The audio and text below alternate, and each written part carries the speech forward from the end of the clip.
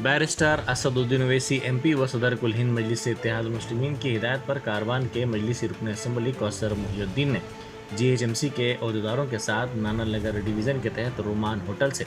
Limra function hall तक 900 millimetre उतर की RCC-NP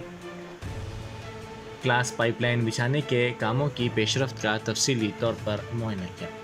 ये पाइपलाइन मौजूदा पाइपलाइन से मुतवाज़ी बिछाई जा रही है ताकि टोली चौकी एक्स रोड पर बार बार बारिश के पानी के जमा होने के मसले को ख़त्म किया जा सके, क्योंकि इस मसले की वजह से करीबी दुकानात में पानी जमा हो रहा है और कारोबार मुतासिर हो रहे हैं।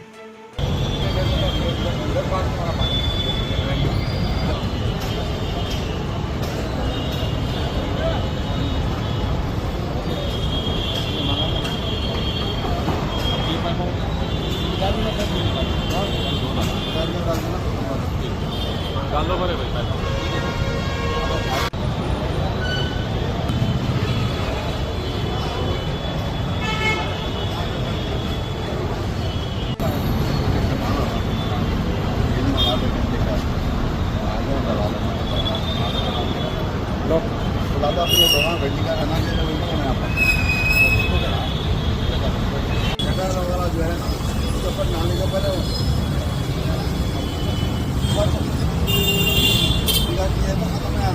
साफ करें।